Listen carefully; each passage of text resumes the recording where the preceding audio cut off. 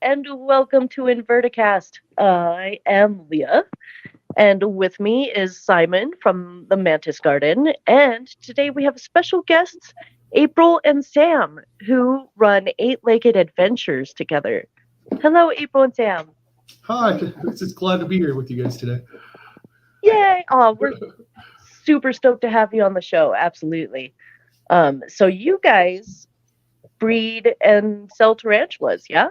Yes, it's our hobby that some people find a little strange. That's for sure. I think it's wonderful, actually, and I know that I first met you guys at an expo. I think it was a Show Me Snakes one up in Loveland. No, I think it was the Repticon down in was it in Aurora? In Aurora. Yeah. Oh, okay. Well, either way, it was Yeah. it was really great. Where's Aurora? Aurora, it's the east side of Denver. Yeah, there you go. Oh, you're still in Colorado. Yeah. It's still part of Denver and the metro area, if you will. Yeah. I was here for the stupid questions. All right. Not at all, Simon. You're in Manchester. How are you supposed to know? Well, you've got one, so it could get confusing. Oh, but yeah, no. I remember that show. It was wonderful. You guys actually gave me a Salmopus erminia, who is still obviously doing wonderfully, and actually about the size of a 50-cent piece now. So, awesome. And they're such an awesome species. Like, they grow like little weeds. Oh yeah, I love it. Love it. Well, one kind of cool thing about them is that they actually have capsaicin in their venom.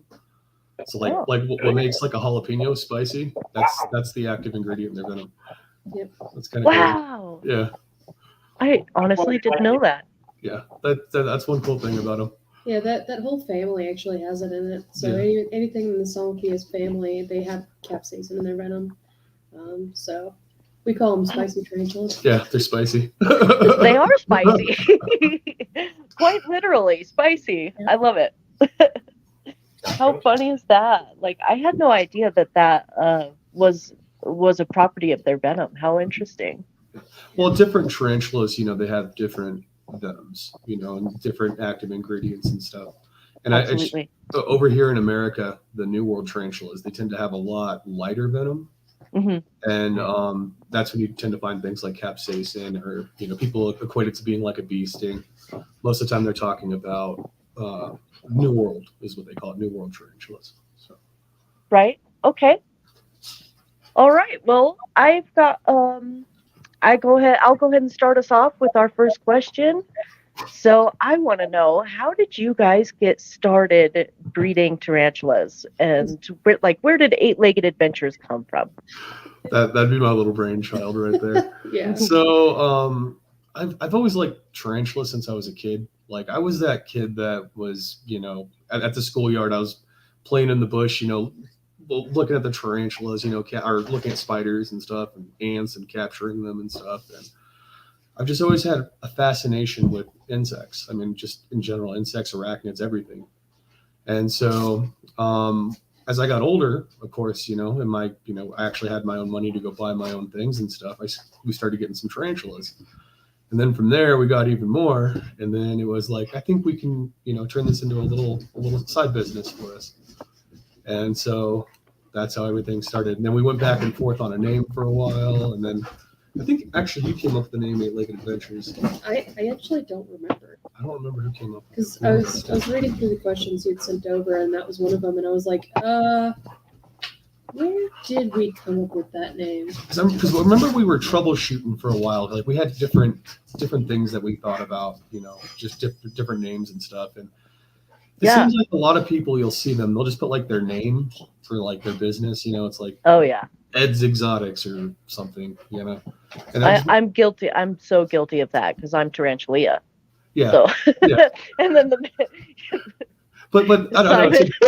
To me, that's clever. I don't know. I find that clever, But I mean, just like, we kind of wanted to do something that was a little bit different, kind of. Oh, I appreciate that, though. I mean, I love that you I love that you came to the name Eight-Legged Adventures, because essentially that is what it is for me. Like, a little tiny bit of background on me. I got into tarantulas after I basically got over my fear of spiders in general. Oh yeah, no, I was terrified of spiders too. Right. For a long time. Yeah. I mean, for a good majority of my life, I was terrified of spiders, and, you know, like needlessly afraid of little house spiders and stuff like that. And once I learned about them, then I became more fascinated. And then, as you said, you just get one after another, and you just kind of, it goes from there. And now I have 76, I believe. Wow. And that's, I mean, and that's including like true spiders and other inverts like that. So I, of course, but if I can squeeze it in, yeah. Do you have true spiders, or do you just go for tarantulas? With you being called Eight-Legged Adventures, does that include all spiders, or just tarantulas? No, so we only do tarantulas right now, but I think it was more of a like, we don't have time to do everything sort of thing. And a lot of like true spiders, they're not, I don't know, hunted to the point of being endangered, I guess. Yeah. Whereas a lot That's of true. tarantula species are more on that end. Yeah, So pretty much anything that's a pokey is either endangered or critically endangered right now. Oh yeah, the pokies are in serious trouble for sure. Yeah. And, well, in the wild. Yeah. Thankfully, in the hobby, they're thriving. well, they say there's more Poecilotherias in captivity than there are in the wild. Mm-hmm. So it's like we've reached this tipping point where we know people are still taking them from the wild, which is like at this point it's completely illegal. Yeah. And they're still being put into a pet trade because they're really pretty. But Yeah. it's just not like, it's not a sustainable thing to do. So Right. we end up with tarantula species that are just really, they're getting taken out. Like that's the same thing that happened with the rose hair. They used to be one of the most common tarantulas in the trade. Mm-hmm. Now they're like hundreds of dollars for a little tiny sling. And Well, yeah, because they're just so endangered in the wild, and they take forever to grow. yes, Anything in the Grammostola family takes forever to grow. Yeah. Facts, right? For sure. Yeah. Yeah, I agree. I feel that is actually something that I thought about doing. I have been wanting to help breed to keep species like in the hobby, and to kind of hopefully like contribute to reducing them being caught in the wild and like brought out. It's just really hard to breed here in the States because we are so spread out. And if you have a male, a lot of times, sometimes people will just take your male and like run off, or like not split the sack with you and things like that. So it can be really frustrating. So I can understand why you would just go into business with yourself and do it that way. So I have a lot of respect for you guys and what you're doing, and contributing to the hobby, because it's important. It's important work.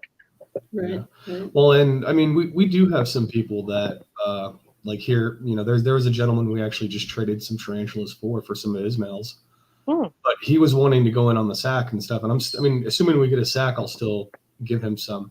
But I actually just traded him different tarantulas that he actually wanted for what he had, because then I told him, I was like, I would just feel horrible if, I put your male in there, my female is like, oh, dinner time, and horrible or something, or the sack, mom doesn't want it, doesn't take care of it, it just, dies essentially. I mean, there's a lot of things that can happen when you're breeding.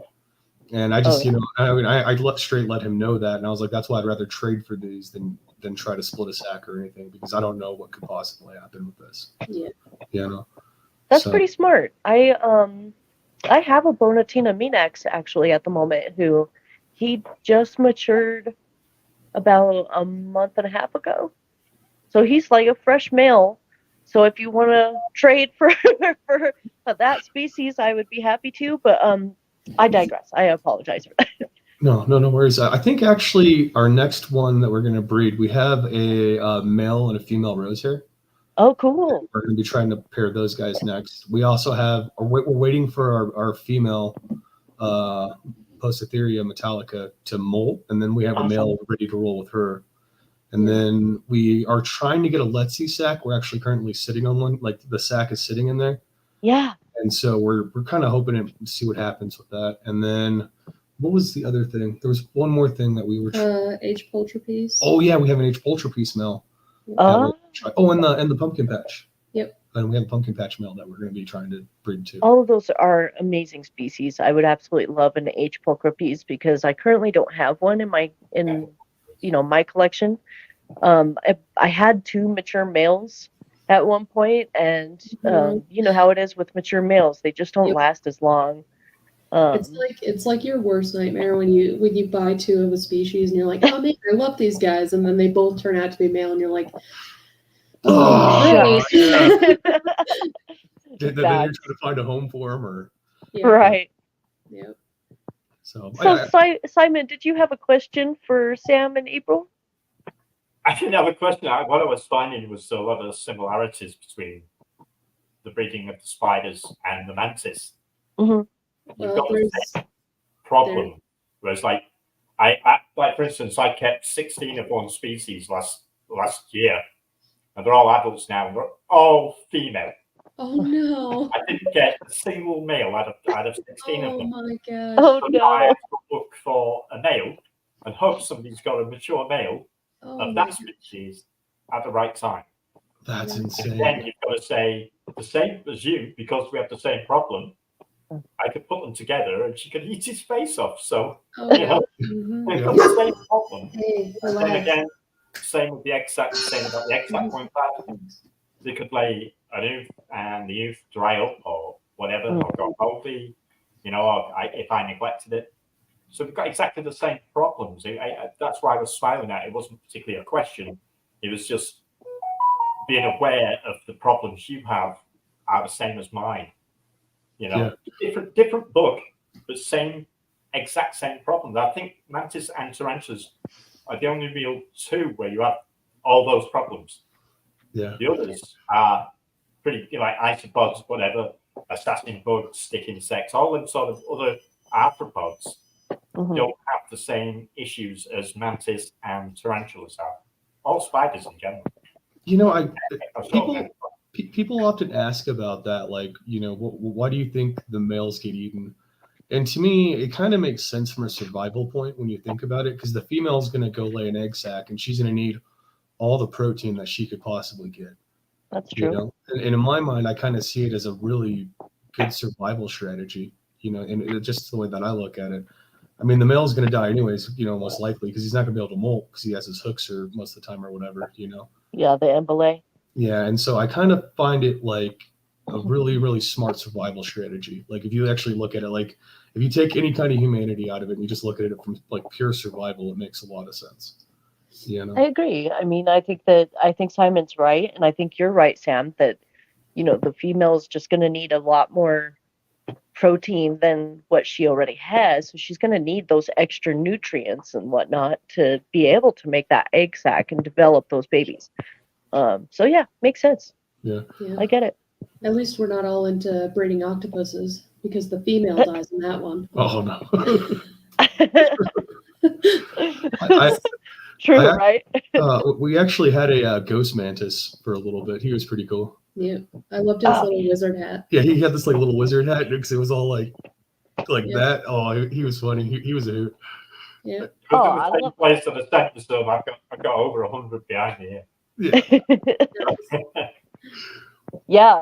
Simon has probably every species of mantis you could possibly have. Just feels like yeah, it's awesome. I'm always jealous, because it's funny because I had a ghost mantis as well. Like for me, I don't know if you guys feel this way too, but like there's kind of a myth or like what is it, like folklore in the hobby, to where like everybody has that one species of something that they just can't keep because they kill them constantly or whatever, you know what I mean? Yeah. And so for me, in the mantises, it's ghost mantises. Like I cannot keep ghost mantises alive for the life of me. And Simon laughs at that because he's like, how?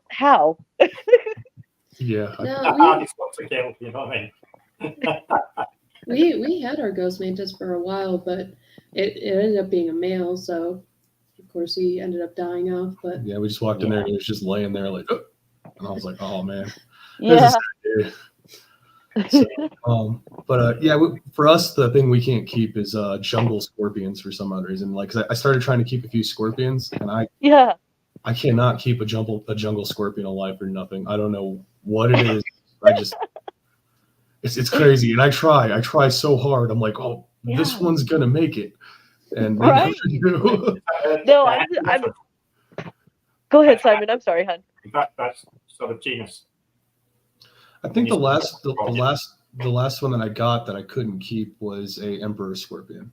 Oh, okay. I was just trying to get into scorpions a little bit more, and I just could not keep them alive over anything. And then I tried it again, and I had the same thing happen. And I don't know if it's something to do with like maybe I'm putting too much humidity in there, so I tried to put in less, and then it still just croaked over. And I was just like, I don't know what I'm doing wrong here. So I just stopped. I was like, I'm not gonna keep killing animals, you know. Right? Yeah, I get it. I get it.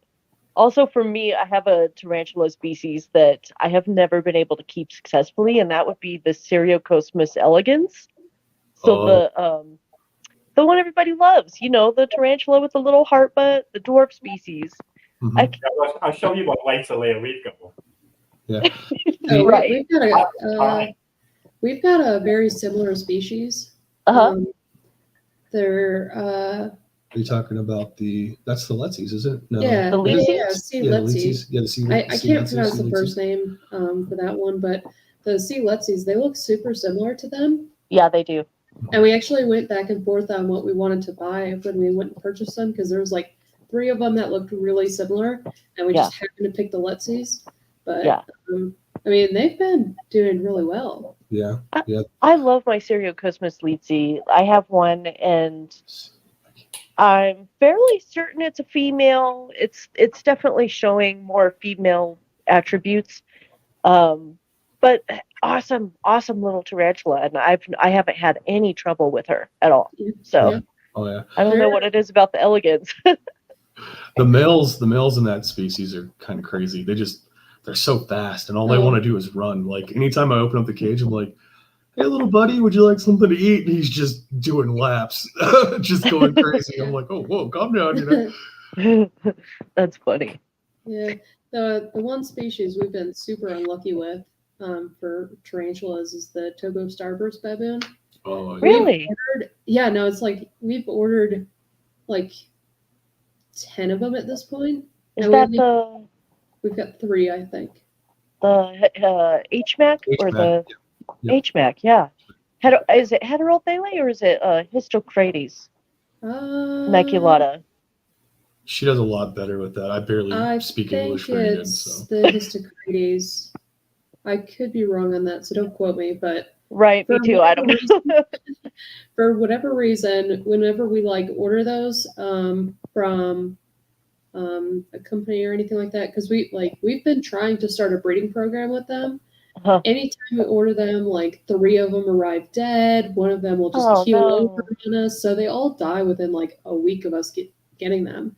And I don't know why. Well, I've noticed something with baboon tarantulas here in Denver, is that if it does get too cold and they aren't, like, if they're not warm enough or insulated enough and stuff, they'll just perish. They'll just die. Well, so that's not even the problem that we have. We keep all of our tarantulas in a greenhouse. Oh, yeah. So there's a heat lamp in there, and then we keep a couple of live plants to give them some like fresh oxygen and stuff like that. Yeah. And they're like one of the only species that we really truly struggle to keep alive. And that's so interesting. Here in Colorado, I mean, we're a higher desert. You know, we actually, when our snow melts, we have something called pre-evaporation happen, where like 30% of the snow melt will actually just evaporate before it becomes water. I mean, that's how dry it can get here. So, I mean, here we find it easier because if you have a greenhouse, you can actually control the humidity inside of there, like especially for your more water dependent species. Oh yeah. They thrive inside of there, because we were having some issues with some of them where like it'd be a really rough molt for them, and like no matter what you do, it's hard for them because they're just used, where they come from, it's like 80% humidity. Oh yeah, right. Right. So the greenhouse definitely, we definitely, it made life a lot easier after we got that greenhouse. Sure. Awesome. I like that. So Simon, are you okay? Like I just saw you spit something out or something. Are you okay? No, I didn't actually. No, it was the mantis. It was. I don't know where it came from. It just curled up my neck, and I just felt it on my neck. It's like, hello, friend. Yeah, he decided he wants to say hi. So yeah, I didn't surprise me. Oh my goodness, I didn't even see the mantis. That was it's funny. I just saw you like. I thought you were trying to do like a magic trick because it looked like you were like pulling it out of your mouth or something. Okay, so since we were talking about species-specific stuff, do you guys have a favorite species? And if you do, what is it? I'm really getting fond of the M. balfouri. Oh yeah, they are awesome. Like keeping a communal of those guys, that is awesome. Like it is really cool. Like I recommend if anybody's really into the hobby, get a communal of the M. balfouri. It's so much fun. Like now that's something that I definitely want to do. I actually have 3. If they're not, I have one that's like I'm pretty sure she's mature finally. Another one who I'm just not sure of, but they're getting there, if you will. And then I have a mature male, who has been kicking for like a year and a half. And so I have these 3 adults, obviously, and I really want to set up a communal. I think that would be really cool. I just need to get me, a good size, like 10-gallon or whatever, and all that stuff. Smaller than you think. Yeah, you got to start them in a communal when they're still slings. Yep. Oh, really? So I couldn't put slings in with the adults? They would just eat each other? I wouldn't recommend it. I wouldn't try that. So we actually put a male, because when we went to our normal place that we go to get crickets and stuff, we actually put a male into our communal because there's a lot of females in our little communal that we have there. Yeah. And like he never actually went into their burrows, like their little, how they make the intricate little webbed holes and stuff. Right. Yeah, he never actually went into the burrows with them, and I think it was because the females wouldn't let him in there, because they were like, no, you stay out, like you're not part of the family, kind of thing. Oh, okay. Also been because there was another male in there, but I mean, when you've got like an established tarantula, they have a lot harder time like actually joining a community then. Interesting. Because they'll try and claim their territory and everything like that, and they'll just end up fighting over space. Right. You do it when they're young. They're actually, a lot of tarantulas will stay together for a short time when they're young, even if they're not a communal species. And they sort of like fend for themselves a little bit within that. But the one thing that's like really different about the M. balfouri is that they will genuinely hunt together. So when they're small, you can actually give them prey items that are larger when they're together.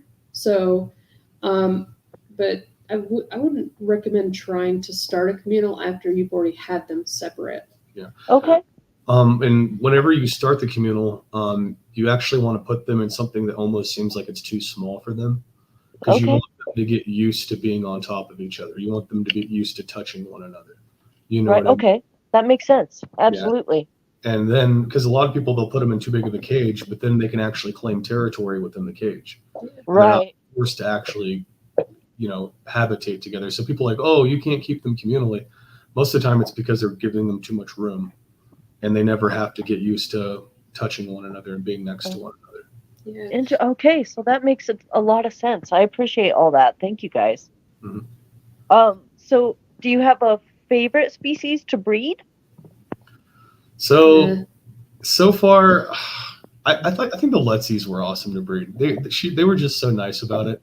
Awesome. Actually, on our TikTok, you can actually see the male. He comes up and he just kind of gives his little tippy taps of love, and the female is just so receptive of it, and it was awesome. I've said they're awesome to breed. They're easy to breed.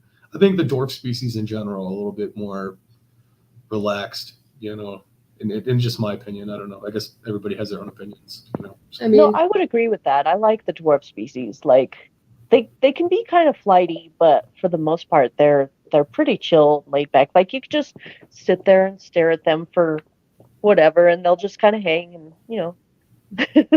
and they're not as flighty, yeah. It can be, but I notice a lot of them, like especially with the golds that we got. Yeah, so to say those were another good one. Yeah, I recommend those. The Neoholothense. Yeah, I was trying to think of how to say that first word. I always just say NNC. Yeah. It's tricky. I struggle just talking. Like, I don't know. When I was growing up, I had like dyslexia and stuff, so I struggled with English when I was growing up. And I just struggled just talking in general, let alone trying to say some really crazy long names. Normally I let her handle all that. Well, that's Okay. that like is a struggle to say. But those guys were actually super easy to breed. They're another species that will cohabitate together. Okay. So like we put our male in with a female. At some point, he had gone in and got her, and then she just like webbed herself off. And we came back like a week later. He was still alive, perfectly fine, well, and took him out, and there's no issues with that. So they were like the easiest ones of all of them. Yeah. Because the sea Letzi, the female did try to eat the male, but we managed to save him. So there's that. But I mean, we haven't bred a whole lot of tarantulas, and a lot of the other ones that we've done have been arboreal. Okay. And so they're much more flighty, a lot faster than the ground dwellers. So we also bred OBTs. Oh, yeah. The No, orange we body didn't things. breed OBTs. We sent a male to sacrifice. he got messed up. Oh. Our female was not having any of that. She was just boom. I was like, Yeah. whoa, poor dude. Like we have 2 females for the orange baboon tarantula, and one of them is super relaxed, really nice. Like she cohabitated with a male for like 2 weeks. Wow. We came back, totally thought the male would be dead, and he was perfectly fine and well. We put that same male in with another female, and she ate him within like 15 seconds. Yeah, she was just on top of him. Yep. It was crazy. So wow. Yeah. Wow. Yeah, well, that's because spectacular though. That sounds pretty awesome. Like amazing tarantula behavior, right? Yeah. It's wild how different they can get between individuals. So I actually had that female. No, it's not. Yeah, I think it is that female. Yep. Was actually on the side of my face one time. Oh, that wow. was a scary moment for me because I mean, the OBTs, they kind of get a reputation, They get a rep, yeah. Yeah, that was a moment. I honestly don't feel like they really deserve their reputation because if you provide them what they need, like, deep enough substrate, plenty of things to anchor upon, for their webbing and whatnot, then they're not as spicy as everybody likes to think. And, they're just flighty. They're flighty. Well, we have one. I kind of feel like tarantulas are kind of like people in some aspects. Some of They them are. Yes. Some people are just mean. Some tarantulas are just mean. Yeah. Like that's kind of how I feel about that. Because one of our OBTs, I agree. They definitely have like their own, kind of quirky personalities. Sometimes they're just spicy for no reason, no good reason, Yeah. Because one of our females, like you open that up, the one that attacked the male right away, as soon as you open it up, she comes out and she was just threat posturing, just ready for it. And man. Not just raising legs. I'm talking legs and fangs, like just like try me. She'll actually like throw herself on her back really dramatically. And it's funny because we'll open it up to go feed her. She'll like throw herself on the back, be really upset, and then we'll like drop a cricket in her mouth and she'll grab it and be like, all right, I guess we're cool, and walk away, Yeah. They're such drama queens. I do love how dramatic they are. Some of them, yeah, but Yeah. the OBTs I would say are more dramatic than anything. I mean, I don't know. Yeah, I agree. I would totally agree to that.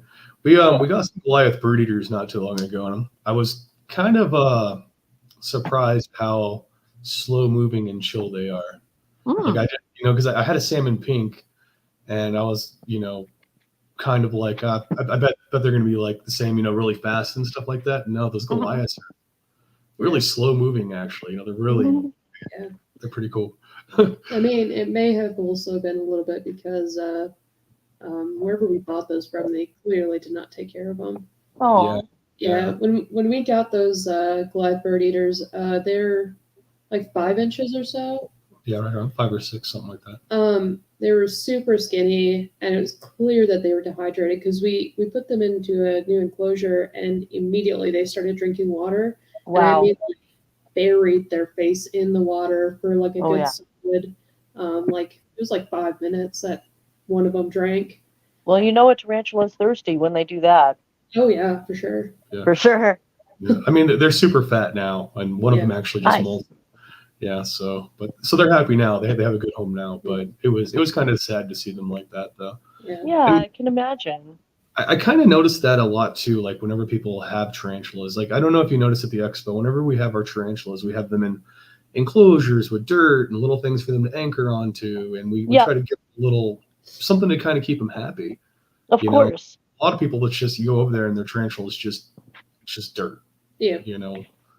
Yeah, I have noticed that at some expos that that there's occasionally breeders that just, it's like they don't really care about the animal. They're just caring about like the money that they make from it, and it's like a dark underbelly of our hobby, I guess, right? Yeah, exactly. Yeah. And it's almost, you almost want to buy them all because you're like, I'll save you. Yeah. It could be better, but yeah, definitely. Yeah, then there you are with 70, 80, 100 tarantulas. Right. So Simon, I know that you go to the Invert expos there in the UK. So they're super lucky in the UK because they get to go to invert shows where it's all just invertebrates, so mantises, all the 9, no reptiles. So when you go to the invert shows, is that something that occurs in the UK as well? Like, do you see breeders that are just kind of like, what are you doing to these animals? Or is that just a weird thing that the States goes through? Well, there's one tomorrow, by the way, show. Okay. Entomology show tomorrow. So that again will just be bugs, basically. I have seen 1 or 2 that could do better, but on the whole, most people treat them. I mean, I'm a breeder, and I just see here everything. A lot of you can just keep them. If you go Germany or somewhere like that, you just keep them in the pots. Sure. 32-ounce pots, nothing in them, a sheet of tissue paper and a lolly stick, and that'd be it. That's your lot. Whereas you see all mine are all green. Yeah. They've all got some kind of bark in them for them to climb up. There's something, and like these, I take them out as well. And if I'm doing something here, I will grab a random mantis, put him on the tank, let him out, and let him mooch around. That is. I think that's fairly common across the board that the over here in the UK, people keep them better, if you like. It's not just the box of dirt. It's a lot of it. Bioactive is a big thing. I mean, you guys, you kind of have it lucky when it comes to the bioactive, because you could just go out into your yard and grab some dirt, throw that in there, and that's good. I don't know, April and Sam, if you guys know, but pesticides are actually banned in the UK, so they don't have to worry about having like contaminated soil and stuff. Oh yeah, no, we definitely have to worry about that. Right? Yeah. I mean, you make your own anyway. Your substrates. I mean, you'd still buy it. You still buy the compost and the moss, and you do it yourself. I mean, that's like I say, that's one basically out of the garden. That's one Yeah. of those breeders. She's got an Amelia in there. Yeah. But they're all very similar to that. They're all, the moss and the hides, and the hides are all proper wolf. There's no coat back, Yeah, Because- no, if you came to an expo here in the States, I think you would be hard pressed to find somebody who sold something that looked like that with an Right. animal inside of it. Typically, a lot of people will sell the animals separate from the enclosure, and then they get that extra couple of dollars out of you. And I mean, a couple of dollars is probably like $30 to $60 depending on what you're buying. Mm-hmm. But I mean, like that's just kind of how it goes here. Like we don't. A lot of people don't seem to expect to sell a enclosure with the animal at the same price. You know what I mean? Whereas Right. Well, you wouldn't get that. I mean, if I was selling a mantis nymph, I would sell it in a pot with a hat that year. I mean, it's you put it in your enclosure.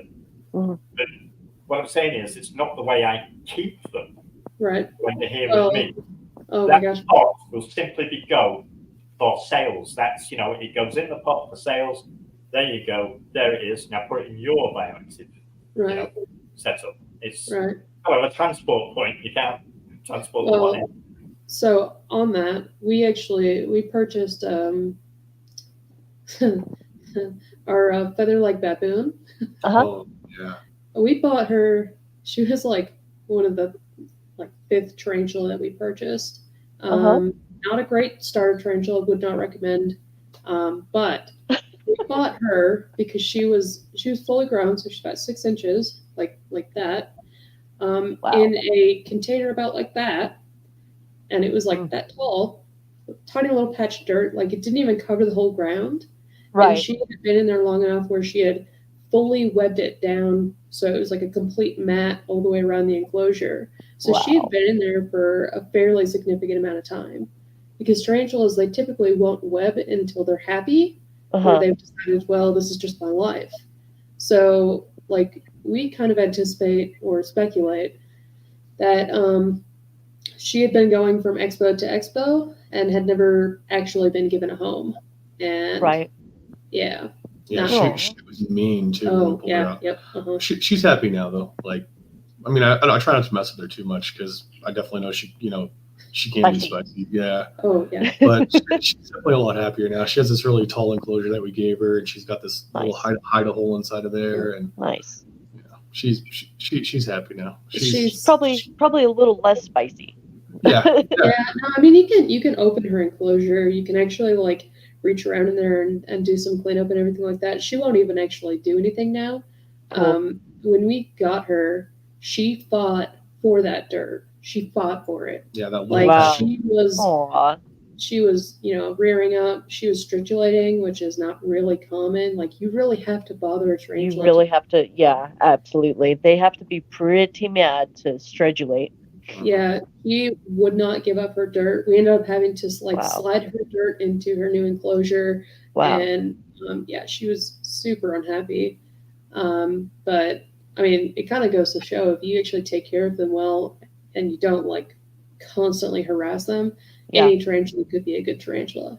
Oh yeah, absolutely. I mean, I was gonna say that's one cool thing I think about with how we set up ours is those containers that we have. I mean, the tarantulas are actually happy inside those little homes that we make for them. I agree. I mean, the cute little deli cup that I got the Salmopus arminia in, that you guys gave to me, has been wonderful. And to be honest, she's still in it only because she was definitely very happy. Like she felt secure in there. I know a secure tarantula, especially of that species, is one that you're really not going to see very often, just because, they have that photosensitivity and all that. So she's really happy in what you provided for her. And so actually she's getting to a point now where I'm like, okay, it's probably time to move her into a little bit bigger of one. But no, I agree with you. You guys have done a really great job of providing what they need, even in little deli, Dixie cups and stuff. I'm happy about that. You guys are awesome. And I think that, we need more breeders like you guys who take that extra measure, because when you see other breeders that, you can tell if they don't care about their animals or if that it's just, money for them or whatever. You can tell the difference between a breeder who's like, yeah, this is a business, but I still care about this animal. Yeah. It goes a long way. Absolutely. I don't think either one of us signed up for this thinking we'd make $1 million. Right? I mean, who does? From the beginning, we've been more talking about the conservation side of it as opposed to the actual like business side of it. That's more. I'm really big into the conservation side of things. I agree with you. I do definitely think, the hobby's got kind of its high points and low points. But one of the best things that we could do is to continue with that conservation efforts. So like I don't know if you're aware, but the Butterfly Pavilion, actually, they do a breeding program where they are all about conservation as well. So they breed the butterflies that they have in-house, obviously, right? But they also breed tarantulas. And somebody made mention of that to us, how they're looking for a male rosehair, and we had one, and then we had bought our female, and we're like, okay, we're gonna wait. We're gonna breed our female, and then we're gonna go and offer that to the Butterfly Pavilion. Because, absolutely. I mean, after you breed them, it's not like you can just go and be like, we're gonna breed it again, and the odds of them making it not great. So not great. Well, and they, I was there in October and I saw that they had a mature male Grammostola pulchra.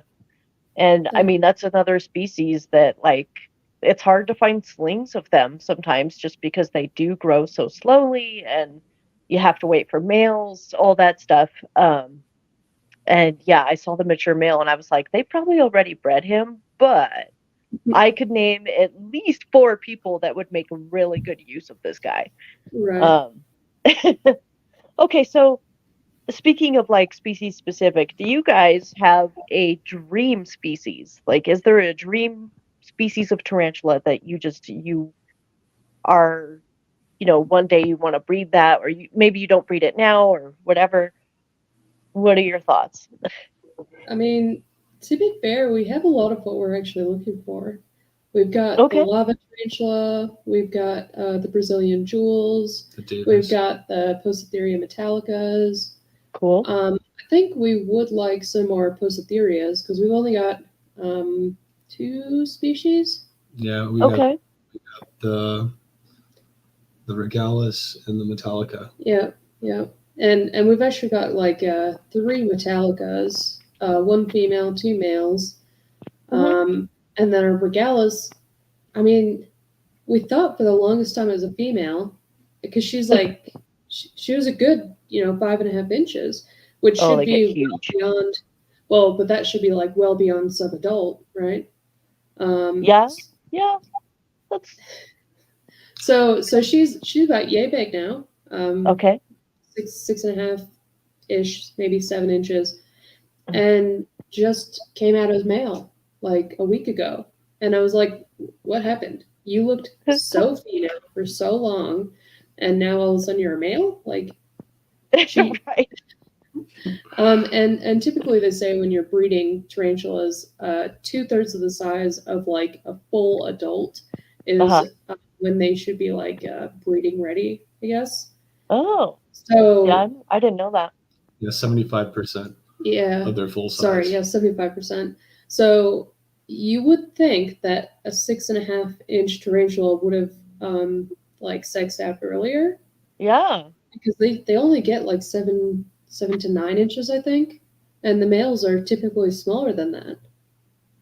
So it was like just all of a sudden out of nowhere, suddenly we had a male, and I was like, "Huh, what a trip!" What a trip!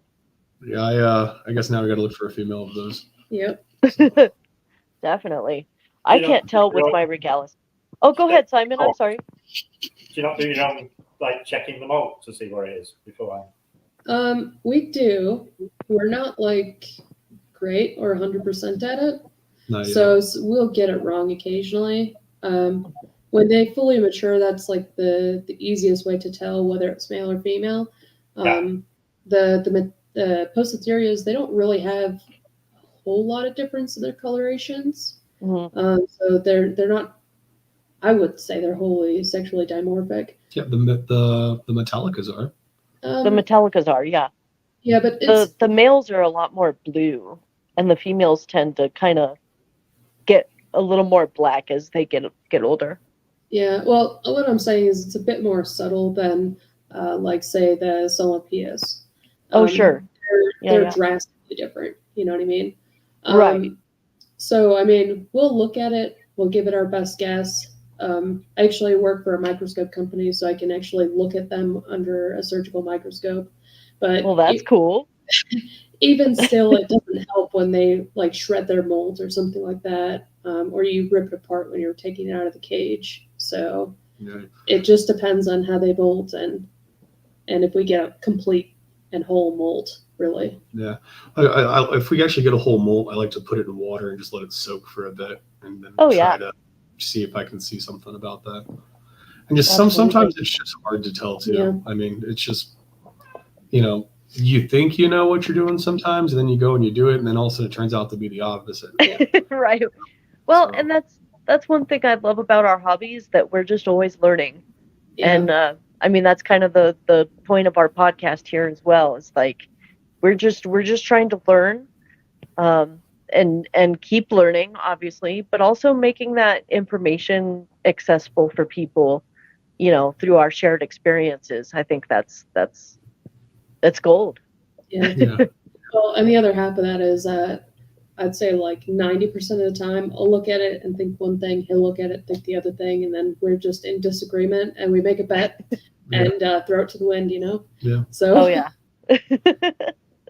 So, so I'm sorry, I'm totally going to change the topic, but I want to know, what goals do you have for 8-Legged Adventures in the future?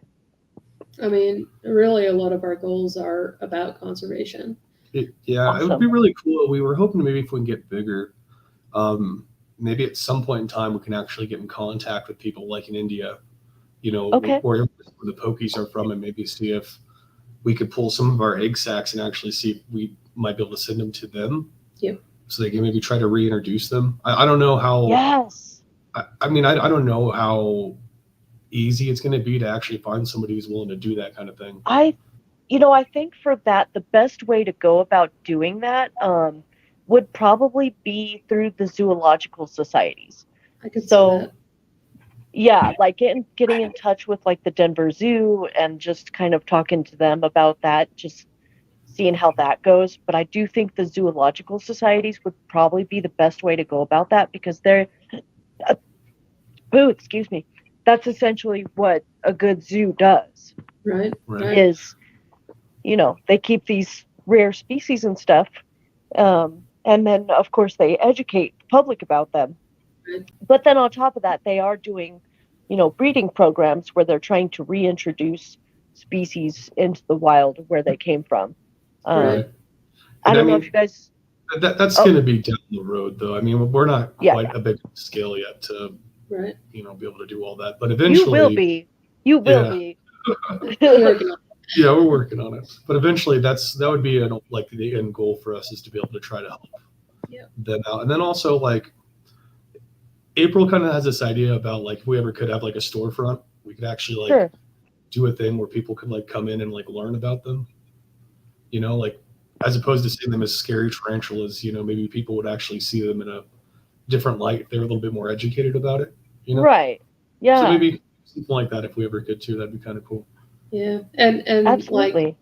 Like, we also kind of want to help bring down the price of some of the tarantulas that are out there, because people charge a lot of money, and what ends up happening is then people who are importing for a lot less can undercut the people who are breeding here.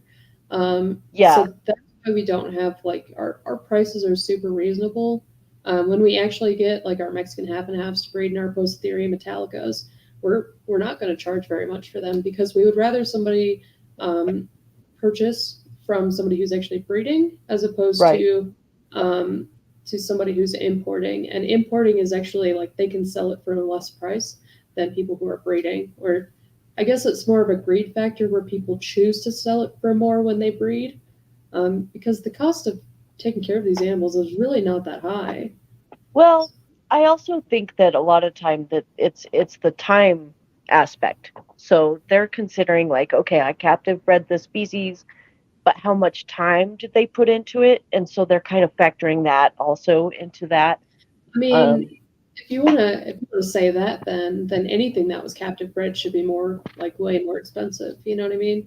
I agree. I mean, I do think that like pricing is out there and it's kind of weird. Like the initial purchase is probably the worst, because after that, like you said, they're generally pretty easy to take care of.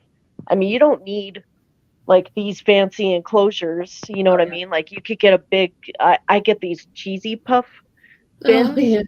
those big cheesy puff bins, clean them out real good and drill a bunch of holes for air and stuff. Those are amazing enclosures for fossorials and arboreals, The Dollar Tree actually has really good enclosures in their Tupperware and stuff like that. Oh yeah. And $1 and you get like 5 or 6 enclosures, and it's like, well, right. Hard to beat that. Yeah, so I mean, there's definitely ways to like mitigate that cost, essentially. But yeah, I don't know. I mean, it's a huge topic. It's a pretty big controversial topic in the hobby and in our community. The captive bred versus wild caught. I agree with you guys. I definitely don't support wild caught.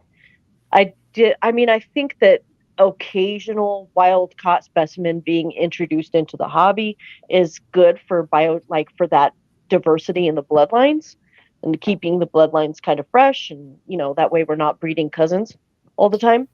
But there's a limit to it. Because we can't keep taking them from the wild, because then they're just going to disappear, which they are. Yeah, and they never get put back either. That's sort of the problem. I mean, yeah. I would hazard a guess that almost nobody is sending those animals back over. I mean, there may be a few, like the zoological societies, but nobody who's like sitting down and breeding a ton of different species is really going to send them back, because they're making money off of it right now. Yeah, honestly. Right. I mean, we had sort of talked about having like a cap on how much we would actually charge for an animal. And that's just because we want people to have the availability to purchase those animals and still get something that is going to be, I guess a little more endangered, but that way it's going to dissuade them from purchasing from people who are bringing them in from overseas. So then hopefully one day they'll just stop doing it altogether, because it's not lucrative anymore. Right. Yeah. That's the hope one day. And I mean, I'm pretty sure you guys can, also say from your parts, you guys probably try to buy captive bred and stuff, Always. So if everybody does their part, it also helps. I think that's a huge part of it. It's just informing people, hey, don't buy something that's not captive bred, and just trying to get that information out and get that knowledge out to people who, especially like people who are new into the hobby, who might not understand necessarily quite yet. Yeah. Well, no, I totally agree. I feel like it just doesn't make sense to buy wild caught, because pretty much every species that's already established in the hobby and here, you can find that species captive bred. Like no matter what, no matter where you are, no matter where you live, you can find that species captive bred. There's no need to purchase a wild caught. And if you're doing that, then you're just you're burning down the rainforest. Very much. Yeah. I mean, the unfortunate thing is that some people, like, they don't even tell you whether they're wild caught or captive bred. They'll just put it on their website or whatever. Right. So then, I mean, like, you can't blame the consumer for not knowing in that situation, but I mean, you can kind of fish it out, though. I mean, obviously Tom Patterson, he's captive breeding, Fear Not tarantulas. They're not, Spider Shop, they're captive breeding as well. We have a really great question from one of our audience members here. It says, How can you tell if a person at an exotic show is using wild-caught spiders? Are there signs? Ask them. Yeah, so for one, you can ask them. Right? Anyone who's breeding will know exactly what they've bred. Yeah. I mean, the other thing is if it's a large animal, like if it's over 3 inches and they only want like $25 or $30 for it, it's likely wild caught. Wild-caught, yeah. Yeah. The price of it really will tell you a lot about how they've cared for that animal or how long they've cared for it. If typically in the hobby, if you care for something longer, you can charge more for it. So a 3-inch juvenile tarantula, you could charge sometimes triple the price. Sure. So if somebody's selling a sling and a 3-inch tarantula at the same price, it's pretty clear to me, at least, that they've likely not raised that animal, and it's a fair possibility that it is wild caught. I know right now, the Goliaths and the pink toes are pretty common in being wild caught and brought in. Yep. Yeah, that is. Yeah. And I think that also contributed into the kind of the mess that Avicularia is in right now. Because now, we're trying to figure out, is this an M1 or an M6? We don't know. Yeah. I don't even. You know what I mean? That. Like, yeah. I honestly, we kind of have actually washed our hands of the Avicularis just because it's so, there's so much there. I mean, it's not clear either. Yeah.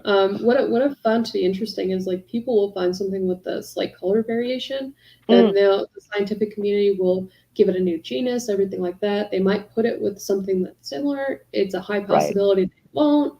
And then what'll end up happening is it'll get reclassified 6 times and then eventually settle to where it is now. So that's what happened with the Carabina versicolors. They actually used to be Aviculara versicolor, I believe, and they've changed the genus so many times on them. And now it's like, well, where are we now? Because it's pink toe, but it's not a pink toe. So it's just a weird thing. And like this, I saw one. I don't remember what it's called. It was like a chicken spider or something like that. Oh yeah, the one in Mexico, right? Yeah. It's like Las Pollos something or something like that. Yeah. El Pollo. Yeah. So I was like, why is this thing so expensive? When you look at it's it, really rare according to people. I'm not really sure, but it's probably so expensive because it's really rare or it's really endangered. And it probably is a typical New World Mexico tarantula, and it takes 5 years to put on any size. Maybe. Maybe. The thing of it is that I think just recently it was scientifically classified, and I'm willing to bet that it will be reclassified multiple times and end up not being this quote-unquote mystical chicken spider. It's going to be a color variation of something else. Right. So it's possible. I mean, that's kind of what happened with like the Pamphobedius, like SB Mascara and Cascadia and everything like that. Duran or whatever. Yeah, they all look very similar, and I would not be surprised if eventually they all get brought into the same genus, because it's just a locale difference is how they were named. Yep. So well, April and Sam and Simon, we've reached our shameless plug portion of our show. That's our hour. We did good. You guys did wonderful. I'm glad that we got a chance to, talk with you and really get to hear all about eight-legged adventures and kind of where you guys came from and where you're going. So, at this point, do you have anything that you want to shamelessly plug? Yes. So right here, this is if you put .com at the end of this, that'll be our website, and you guys can go check it out. Yep. So absolutely, everybody go visit eightleggedadventures.com. These guys are really cool. If you obviously live in the Colorado area, they go to. I see you guys at pretty much every show that I go to. So they are fantastic, wonderful people. Absolutely love seeing you guys at the show for sure. So check out their website, order some spiders for them, and help a small business get bigger. Yeah. Thank you guys so much for having us, and whoever's listening, thank you guys for taking the time to listen to us talk today. It's definitely appreciated. So Yeah. We're so thrilled. Simon, do you have any shameless plugs? No, same as usual. Buy my mattress. Rock on. Buy my mattress, watch my channel, fine. Like and subscribe to this one. Awesome. I'm done. All righty. I, of course, am Tarantula. So check out my channel. And like and subscribe to InvertiCast because we are just awesome like that. Next week, we have a really cool guest coming up. I don't want to spoil it, so you guys are going to have to pay attention to the Facebook and whatnot. So, but in any case, thank you again so much, 8-Legged Adventures. April and Sam, you guys are fantastic. I absolutely loved having you on the show. I feel like it went really, really well. You guys are so much fun to talk to.